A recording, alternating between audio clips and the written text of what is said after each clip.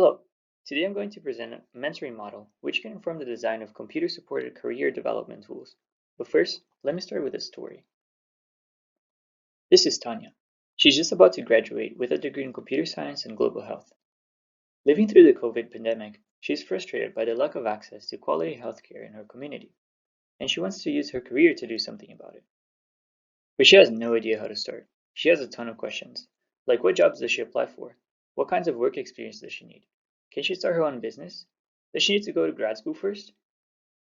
She's stressed because all her friends have jobs and she can't find anything that seems to fit with her skills and interests. She reaches out to her mentor, Sasha, hoping that she can help. Sasha is a professor at her university and she's super busy, but she's passionate about helping young professionals like Tanya trying to create social change.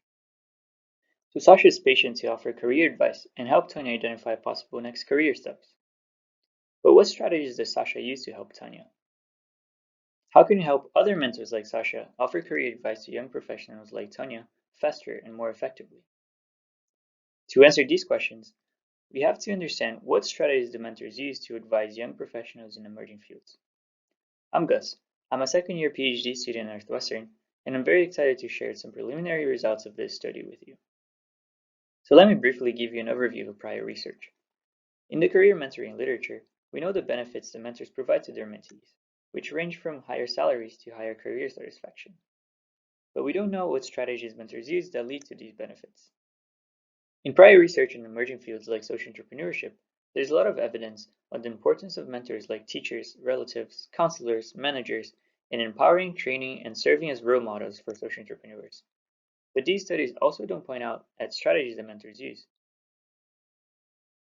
SIGCHI has done a lot of work to create tools to support career development of social entrepreneurs.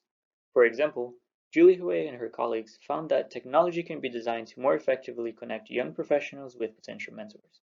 But we don't know how to support mentors after these connections are made. Building on existing literature, we're developing an expert model of strategies that mentors use when advising novice social entrepreneurs. The goal of this model is to inform the design of mentor support technologies. We interviewed 9 mentors, including university instructors, managers at nonprofit and for-profits, a graduate student, and an experienced social entrepreneur.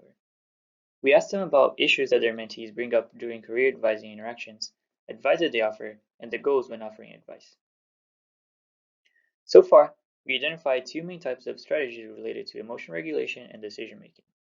Starting with emotion regulation, a very common issue that mentors perceive is that their mentees are stressed because of high expectations they create on themselves from social comparisons, family, and job seeking. To address this issue, mentors often state that there is no perfect job, hoping that their mentees will perceive their career decisions as lower stakes. We also found that, from the mentor's perspective, novice social entrepreneurs struggle to make decisions about their next career step.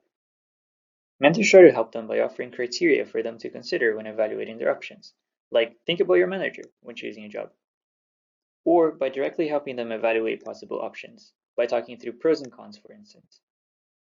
Mentors hope that their mentees will use this criteria to evaluate their options. To the fields of human-computer interaction, social entrepreneurship, and career mentoring, this study contributes an expert model of strategies that mentors use to help novice social entrepreneurs navigate their careers. As for our next steps, we'll continue interviewing mentors until we reach data saturation.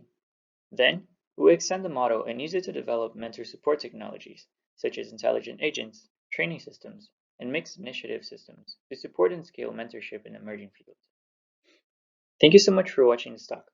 To help us think more about how can HCI help young professionals like Tanya to pursue impactful careers, I'd like to start this discussion by asking you, what strategies have you used when offering career advice?